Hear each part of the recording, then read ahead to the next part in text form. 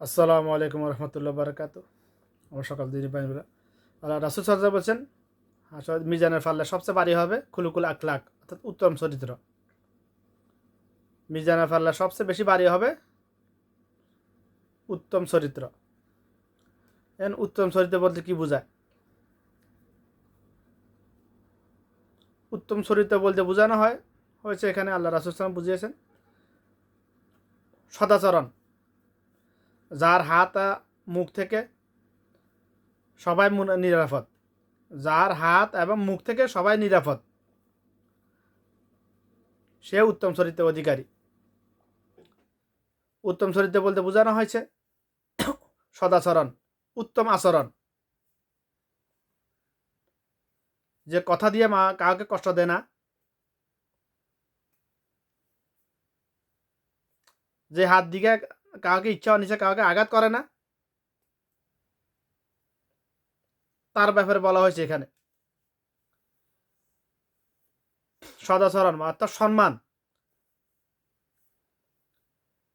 বলা সহজ, করা আসলে কঠিন বাস্তবতা, তারপরে বলতে তো হবেই। আমার জন্য একসময় কঠিন ছিল, এখন আমার জন্য একেবারে সহজ।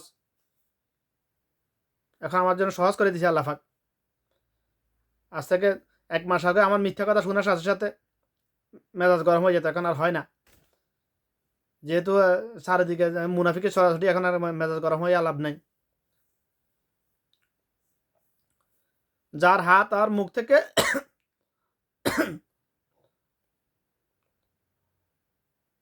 অপর আদম সন্তান নিরাপদ নয়, সে কখনো মুমিন হতে পারে না।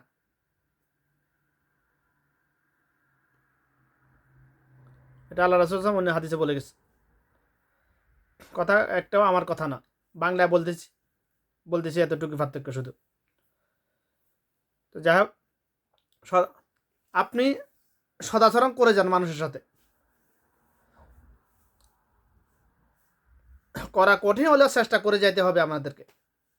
সবাই আমার উপর জুলুম করেছে, আমার উপর মানসিকভাবে অত্যাচার করেছে, আমাকে হাত দিয়ে আঘাত করেছে, আমাকে মুখ দিয়ে আঘাত করেছে, জবান দিয়ে কথা দিয়ে আমার সম্পদ আত্মসাৎ করেছে, আমি কিভাবে সদাচরণ করব? কঠিন, কঠিন। কিন্তু যদি আল্লাহ বিনা আখিরাতে কথা চিন্তা করেন, তাহলে সহজ হয়ে যাবে ইনশাআল্লাহ। আমাকে গালি দিয়েছে, আমি কেন গালি দিব না? আমার কি মুখ নাই? কঠিন।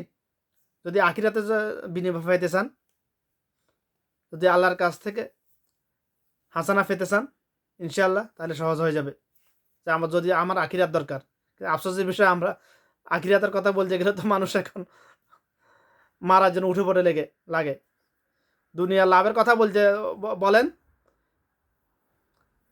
আপনার প্রত্যেকটা কথার উপর আমল করবে। আর আখিরাতের লাভের কথা বলেন, প্রতিবাদ করা শুরু করবে। যদি বলেন চুরি ডাকাতি করবি না, দুর্নীতি চাঁদাবাজি সিন্ডিকেট করবি না, তখন দেখবেন আপনার চারিদিকে শত্রু লেগে থাকবে, সবসময় লেগে থাকবে। এগুলো করার জন্য নিষেধ কেন করা হয়েছে? আখিরাতের লাভের জন্য। যারা এগুলো করার জন্য নিষেধ করে, তারা কেন বলে? আখিরাতের লাভের জন্য। আখিরাতের লাভের কথা বললেই এখন মানুষের শত্রু হয়ে যায় মানুষ। এখন না, 1000 বছর আগে এমন ছিল। আল্লাহ রাসূল সাল্লাম কি দুনিয়াবি দাওয়াত দিয়েছেন, না আখিরাতের জন্য দাওয়াত দিয়েছেন? আখিরাতের লাভের জন্য সবসময়, বেশিরভাগ ক্ষেত্রে।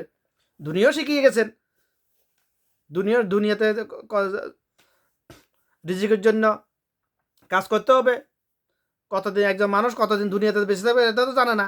তো তার মৌলিক চাহিদা পূরণের জন্য, তার পূরণ করতে, তার সামগ্রিক যা কিছু প্রয়োজন তার জোগাড় করার জন্য অবশ্যই তাকে দক্ষতা অর্জন করতে হবে। তাও শিখিয়েছেন আল্লাহ পাক, তার নিষেধ করেন না কোথাও। আল্লাহ পাক সালাতের নির্দেশ দেওয়ার পরে বলছেন, সালাত আকিমুস সালাত, সালাত কায়েম করো, অতঃপর জমিনে ছড়িয়ে পড়ো।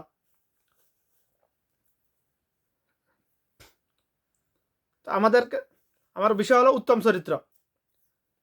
আপনি যত বেশি উত্তম সদাচরণ করবেন সবার সাথে, ছোট বড় সবার সাথে, শত্রু মিত্র সবার সাথে, তার থেকে কয়েক গুণ বেশি আপনি ফেরত পাবেন সদাচরণ ইনশাআল্লাহ।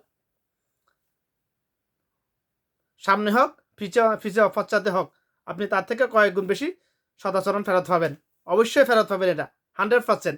কারণ প্রত্যেক ক্রিয়ার, নিউটনের ল, প্রত্যেক ক্রিয়ার প্রতিক্রিয়া আছে। এটা হচ্ছে নিউটনের ল। আর আমি বলতেছি আপনি যা একজন আদম সন্তান যা কিছু করুক না কেন, ভালো হোক খারাপ হোক, তার বিনিময়ে সে আখিরাতে তো ভোগ করবে করবে, দুনিয়াতে তো সে ভোগ করবে, ভোগ করবে। প্রমাণ, আপনি দেওয়ালে একটা টেনিস বল ছুটে মারুন, ওটা আপনার দিকে আসবে। আস্তে মারুন, আপনার একটু জোরে মারুন, আপনার দিকে আসবে।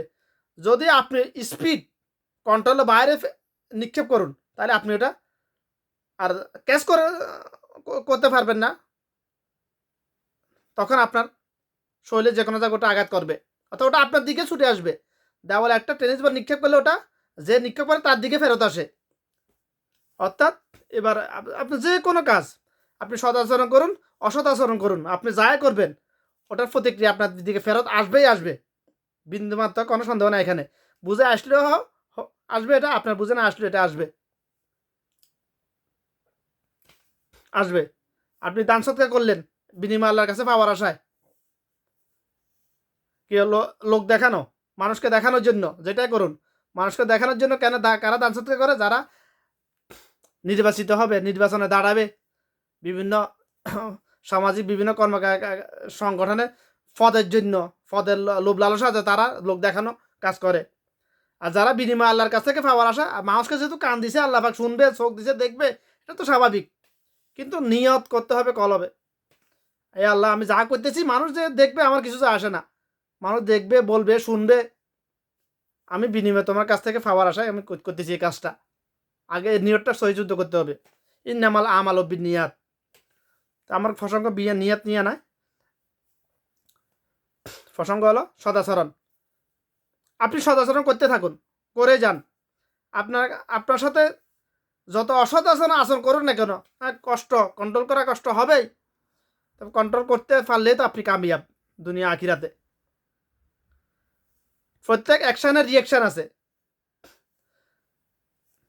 আপনার সাথে যত অসাধারণ আচরণ করুক না কেন, আপনি যদি তার সাথে সদাচরণ করেন, সে একসময় ক্ষান্ত হয়ে যাবে, থেমে যাবে, বলবে কি রে, আমি এরে এত কিছু বলতেছি, এত সিলেজির গালাজিতে কিচ্ছু বলতেছে না, আর বলে লাভ কি, বলবে না সে। যেমন মনে করেন, আমি কোনো দলের কথা বলতেছি না, কোনো দলকে ছোটো করার জন্য। মনে করেন আওয়ামী লীগ 16 বছর শাসন করে গেছে বাংলাদেশ। তা আওয়ামী লীগের আমলে যা বিএনপির অনেক, বিএনপি বলেন, জামাতের বলে, অনেকের উপর হয়তো জুলুম হয়েছে, হয়তো অন্যায়ভাবে হোক ন্যায়ভাবে হোক, কিংবা তারা আগে করেছে এই জন্য তাদের উপর করেছে এরকম।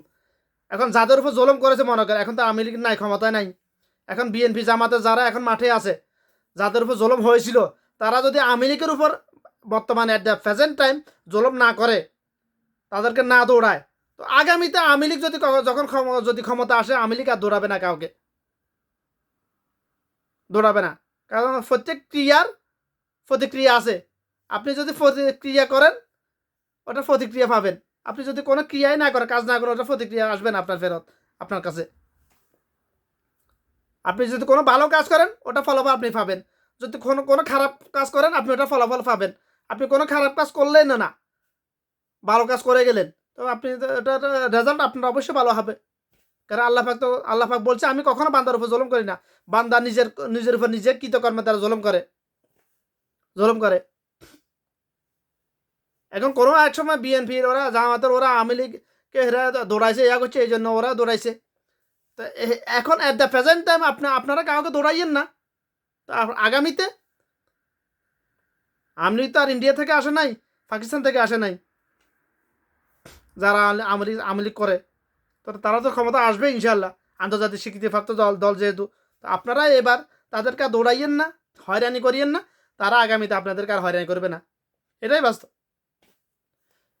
কথাটা রাজনীতিভাবে নিয়েন না কেউ।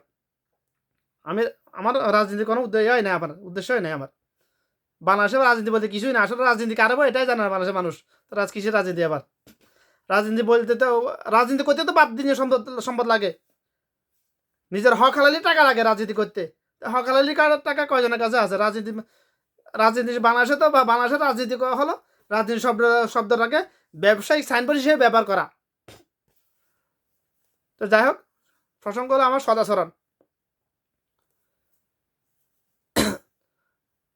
যে সদাচরণ আপনার আপনার জন্য হাসরের মিজানের পাল্লায় বাড়ি করবে, আমলের পাল্লা নেকির পাল্লা বাড়ি করে দিবে। সদাচরণ মানেই তো হলো সুন্নাহ মোতাবেক কথা বলা। সুন্নাহ মোতাবেক আপনি যাই কিছু করবেন ওটাই তো আমল।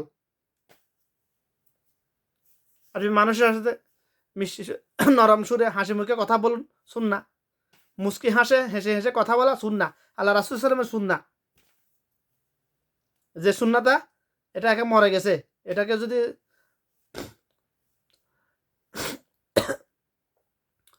যাই হোক, যেটা বলেছিলাম সর্বদা চেষ্টা করবেন ইনশাআল্লাহ, কষ্ট হোক হলেও মানুষের সাথে সদাচরণ করার।